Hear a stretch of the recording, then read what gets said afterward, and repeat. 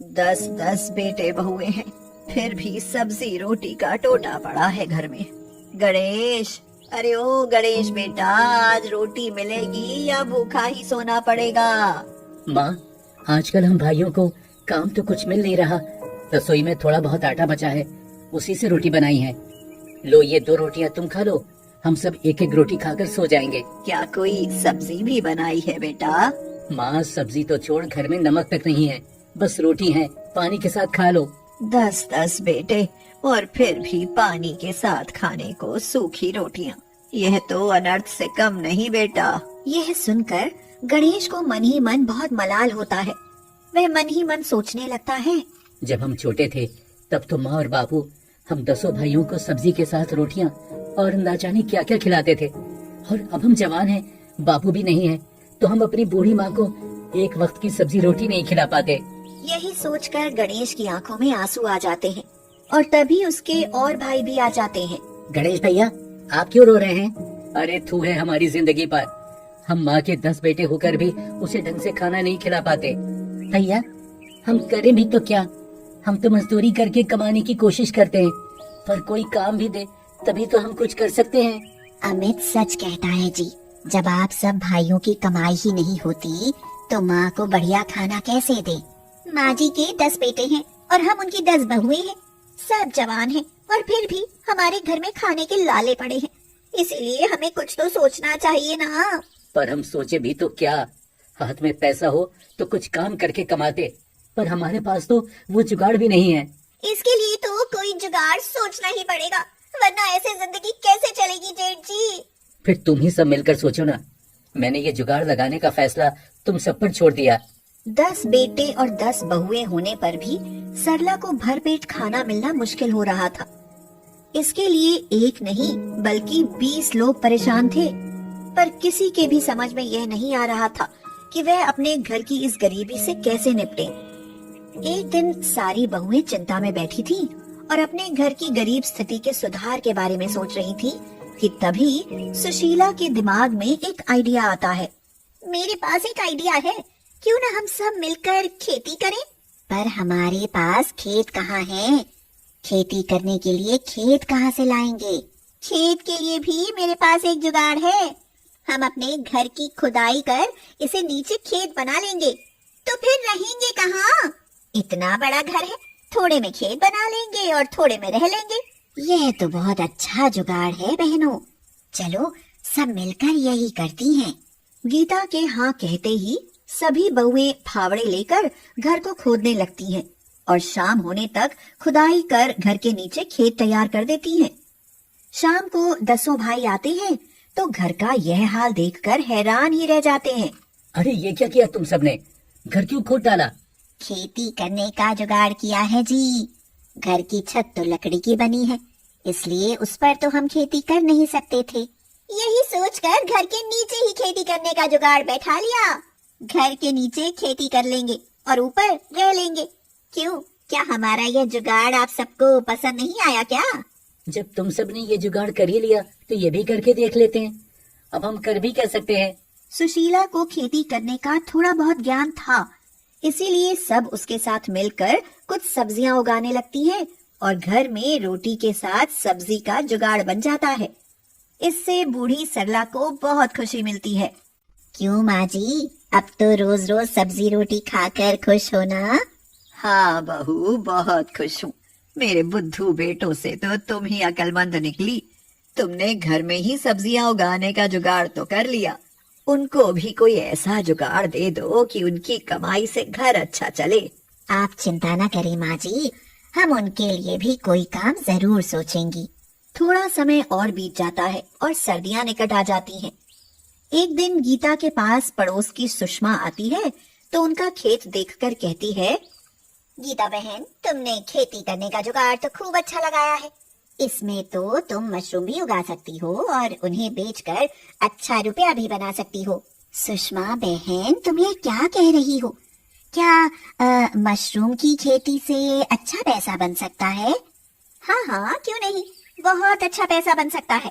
मेरा भाई मशरूम की खेती से बहुत पैसा कमाता है, आज बहुत अमीर हो गया है। मैं कहूँगी तो मेरा भाई तुम्हें भी मशरूम उगाना सिखा देगा। यह सुनकर गीता बहुत खुश होती है और सोचती है, अगर सुषमा का भाई हमें भी मशरूम की खेती करना सिखा दे तो हम 10 बहुएं मशरूम उगाने में कमाल ही कर दिखाएंगी। इससे हमारे पतियों को भी तो रोजगार मिल जाएगा। यही सोचकर गीता अपनी देवरानियों से इस बारे में बात करती है। उसकी यह बात सबको बहुत पसंद आती है। सुशीला खुश होकर कहती है, दीदी ये तो बहुत अच्छा जुगाड़ साबित हो सकता है। इससे हम तो आत्मनिर्भर होंगे ही, साथ ही हमारे पति भी आत्मनिर्भर हो जाएंगे दीदी, क्योंकि उन्हें भी रोजगार मिल जाएगा। मैं तो कहती हूँ कि सुषमा के भाई से मशरूम उगाना सीख लेते हैं। ठीक है, मैं आज ही सुषमा से कहकर उसके भाई को बुलवा लेती हूँ। गीता और उसकी देवरानियों के कहने पर सुषमा अपने भाई को बुलवा लेती है और उसका भाई उन सबको मशरूम उगाने की विधि बताता है। जब वे सब सीख जाती है तो वह कहता है, देखिए, अगर आप सब मिलकर ढंग से मेहनत करेंगे तो बहुत मुनाफा होगा। यूं मानिए कि आपके घर की गरीबी दूर होती चली जाएगी। भैया बाकी काम तो हम सब अच्छे से कर लेंगी, पर मशरूम का बीज कहाँ से आएगा? उसे खरीदने के लिए तो पैसा चाहिए ना, और पैसा तो हमारे पास है नहीं। उसकी चिंता तुम मत करो। इस साल तो मैं तुम्हें मुफ्त में बीज दे दूंगा, पर अगले साल बीज पैसा लेकर ही दूंगा। बोलो, मंजूर है? हाँ भाई, मंजूर है। अगले साल तो हम इस साल के बीजों के पैसे भी साथ में चुका देंगी। यह सुनकर सुषमा का भाई बहुत खुश होता है और तभी से 10 बहुएं अपने पतियों के साथ मशरूम उगाने की तैयारी में लग जाती हैं और समय आते ही सुषमा के भाई की मदद से बीज बो देती हैं। फिर जैसे ही सर्दियां आती हैं, ढेर सारी मशरूम पैदा होने लगती हैं। यह देख 10 बहुएं अपने इस जुगाड़ पर फूली नहीं समाती। बहनों, यह तो सच में कमाल ही हो गया। हमने तो बहुत अच्छी मशरूम उगाना सीख लिया है। इस साल तो हम मशरूम बेचकर ढेर सारा पैसा कमा लेंगी। ये सब आप 10 बहुओं के दिमाग का ही कमाल है। आजकल बाजार में मशरूम का अच्छा दाम मिल रहा है। बस उसी दिन से सरला के बेटे और बहुओं की किस्मत बदलती चली जाती है।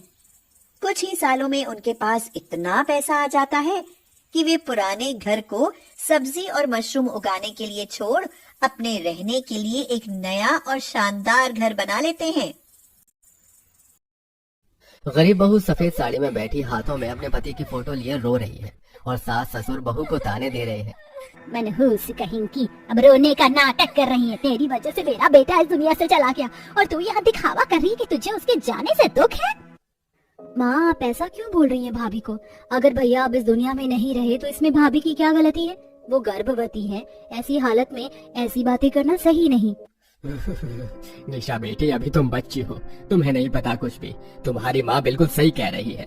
इसकी बचकानी हरकतों की वजह से आज हमारा बेटा हमसे दूर हो गया। क्या जरूरत थी इसे रात के 1 बजे मेरे बेटे को बाहर भेजने की? आइसक्रीम ही तो खानी थी, अगले दिन खा लेती। और मैं तो ये कहता हूँ कि ठंड में आइसक्रीम खाता ही कौन है भला। विनोद और आशा अपने बेटे की मौत का जिम्मेदार अपनी बहू को ठहराते हैं, क्योंकि आरती गर्भवती थी और रात के 1 बजे उसका आइसक्रीम खाने का मन करता है। इसलिए वो लड़कर अपने पति को घर से बाहर भेजती है और इसी बीच एक्सीडेंट में आरती का पति सभी को अकेला छोड़कर चला जाता है और इसकी जिम्मेदार आशा विनोद अपनी बहू को मानते हैं। ऐसे कुछ दिन बीत जाते हैं। आरती हर समय अकेले अपने कमरे में रहती और अपने पति की फोटो को देखकर रोती। ये देखकर उसकी चारों नंद को अपनी भाभी के लिए बहुत बुरा लगता है। भाभी पहले कितनी खुश रहा करती थी ना, हमारे साथ बातें करती थी, पर जब से भैया गए हैं तब से भाभी ने खुद को कमरे में अकेला कर लिया है। हमें भाभी के लिए कुछ करना चाहिए, पर हम क्या कर सकते हैं? क्यों ना हम भाभी को कहीं बाहर घुमाने ले चले, उन्हें ठंड में घूमना पसंद है। आरती की चारों नंद अपनी भाभी से बहुत प्यार करती थी। वो अपनी भाभी को खुश करने के लिए उन्हें बाहर ले जाती है, पर वहाँ भी आरती न किसी से बात करती है और न ही हंसती है। उल्टा कुछ शादीशुदा जोड़ों को देख और उनके बीच का प्यार देखकर वो रोने लगती है। क्या हुआ भाभी? हम आपको बाहर घुमाने के लिए लाए थे, पर आप तो रो रही हैं। मैं रो रही हूँ क्योंकि आज मेरी ही गलती और जिद की वजह से तुम्हारे भैया हमारे साथ नहीं है। मेरा बच्चा जब इस दुनिया में आएगा तो मैं उसके क्या जवाब दूंगी? आरती रोती हुई वहाँ से चली जाती है। कुछ देर बाद चारों बहन अपनी भाभी के साथ घर आती हैं और घर जाकर आरती खुद को फिर से कमरे में अकेला बंद कर लेती है और ये देख आशा एक बार फिर अपनी बहू पर भड़कने लगती है। ये सब इस विधवा का ड्रामा है। मनहूस कहीं की पहले मेरे बेटे को खा गई और अब मेरी बेटियों के सर पर बुरा साया बनकर मंडराती रहती है। तुम चारों भी कान खोल कर सुन लो कि कोई जरूरत नहीं है उस मनहूस के साथ रहने की। पड़े रहने दो उसे कमरे में। माँ, कभी तो सोच समझ कर कुछ अच्छा बोल दिया करो। अगर आज हमारे भैया बीच नहीं है तो इसमें मेरी भाभी की गलती नहीं है। वो सिर्फ एक हादसा था, ना कि ये सब कुछ भाभी ने किया है। निशा उल्टा अपनी माँ को ही सुनाकर वहाँ से चली जाती है। ऐसे ही एक दिन निशा को पता चलता है कि उसकी दोस्त की बहन की दूसरी शादी हो रही है और ये खबर सुनकर निशा अपनी तीनों बहन से कहती है, तुम्हें पता है मेरी एक फ्रेंड है, उसकी बहन का डिवोर्स हो गया था और अब वह दूसरी शादी करेगी। मेरी फ्रेंड ने मुझसे कहा कि उसकी दीदी के सामने भी पूरी जिंदगी बाकी है। अब वह अकेले तो सारी जिंदगी नहीं जी सकती ना, तो क्यों ना हम अपनी भाभी के भी शादी करवा दें। आखिर हमारी भाभी के भी सामने तो उनकी पूरी लाइफ पड़ी है। पर हमारी कौन सुनेगा, और अगर माँ नाराज हो गई तो?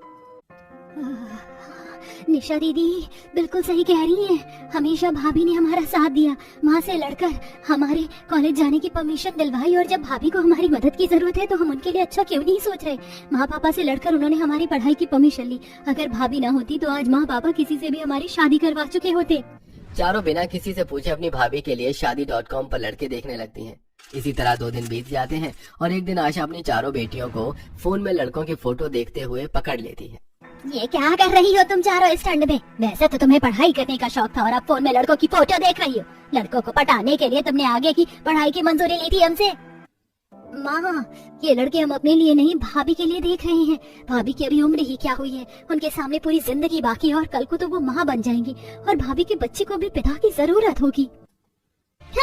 तुम चारों का दिमाग खराब हो गया है क्या, या ठंड दिमाग पर चढ़ गई है? तुम उस विधवा की दूसरी शादी करवाओगे? माँ, वो हमारी भाभी और इस घर की बहू है, उन्हें ऐसे मत बोलो। और ये चीज आपको समझनी होगी, वो केवल एक हादसा था, उसमें भाभी का कोई कसूर नहीं है। आपकी और पापा की बातों की वजह से भाभी दुनिया से दूर हो चुकी हैं। मेरी हंसती खेलती भाभी आज खुद को कमरे में बंद करके रखती है। अगर आप भाभी की शादी नहीं कराओगे तो हम चारों नंद मिलकर उनकी दूसरी शादी करवाएंगे। अपनी बेटियों की बातें सुनकर आशा को गुस्सा आ जाता है और वो सारी बातें विनोद को बताती है, जिसके बाद विनोद अपनी चारों बेटियों के हाथों से उनका फोन छीन लेता है और उनसे कहता है, तुम सबने बहुत कर ली अपनी मनमानी। अब इस घर में वही होगा जो मैं चाहूंगा। पापा, माँ, आप ऐसा क्यों कर रहे हैं? आप दोनों खुद भी तो चाहते हैं ना कि भाभी से आपका पीछा छूट जाए, तो फिर करवा क्यों नहीं देते उनकी दूसरी शादी?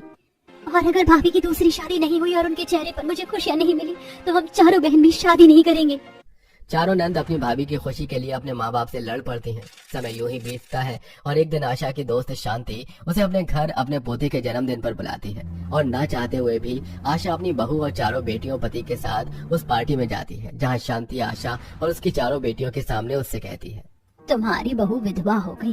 जब मुझे पता चला कि तुम्हारे बेटे की मौत हो गई तो मुझे एक खबर सुनकर बहुत दुख हुआ। बेचारी तुम्हारी बहू की अभी उम्र ही क्या है, इतनी कम उम्र में बेचारी ने इतना सब कुछ सह लिया। खैर, सहा तो मेरे बेटे ने भी बहुत कुछ है। जब से मेरी बहू की मौत हुई है मेरा बेटा खुद को मेरी बहू की मौत का जिम्मेदार ठहराता है। मेरे बेटे का मानना है कि अगर उस दिन वह सही समय पर आ जाता और बहू को अस्पताल ले जाता तो आज वो उसके साथ होती, पर उसे कौन समझाए कि वो सिर्फ एक हादसा था जो उसके आने के बाद भी हो सकता था। ठीक उसी तरह जैसे एक हादसे में तुम्हारे बेटे की मृत्यु हो गई। मेरा बेटा कभी भी अपने बेटे का जन्मदिन नहीं मनाता। इस बार बहुत जिद करने पर उसकी खुशी के लिए आज खुश नजर आ रहा है। शांति की बातें सुनकर आशा को अपनी गलती का एहसास होता है और वो समझ जाती है कि उसके बेटे की मौत की जिम्मेदार उसकी बहू नहीं बल्कि वो हादसा था। कुछ देर बाद सभी लोग पार्टी एंजॉय करते हैं और तभी आरती देखती है कि 5 साल का छोटा सा बच्चा उसे आकर माँ कह रहा है और उसके साथ खेल रहा है। खेलते खेलते वो बच्चा गिर जाता है और उसके पैर में चोट लग जाती है। अरे बेटा उठो, रोना मत, हल्की सी चोट है, मैं अभी तुम्हारी चोट पर दवाई लगा देती हूँ। माँ, तुम दवाई लगाकर मुझसे दूर तो नहीं जाओगी ना? बेटा, वो तुम्हारी माँ नहीं है, माफ करना। वैसे ये किसी को माँ नहीं कहता, पता नहीं आज क्यों आपको माँ कहकर बुला रहा है। वैसे इतनी ठंड में आप अकेली क्यों बैठी हैं? इस तरह राजीव अपने बेटे के साथ आरती से बातें करता है और आरती को राजीव से बातें करके काफी अच्छा लगता है। बहुत दिनों बाद चारों नंद आशा और विनोद आरती के चेहरे पर मुस्कान देखते हैं, तो वहीं शांति भी बहुत दिनों बाद अपने बेटे को इतना खुश देखती है। अपने बेटे और आरती को खुश देख शांति अपनी सहेली से कहती है, आशा बहन, देख रही हो तुम्हारी बहू के चेहरे पर कितने दिन बाद मुस्कान आई है और मेरा बेटा भी आज कितना खुश नजर आ रहा है। इन दोनों के सामने अभी पूरी जिंदगी बाकी है। अगर ये दोनों एक दूसरे का हाथ थाम लें तो इन दोनों की जिंदगी आसान हो जाएगी और मेरे 2 बच्चों को माँ बाप का प्यार भी मिल जाएगा। आप बिल्कुल सही कह रही हैं आंटी। माँ अब तो मान जाओ।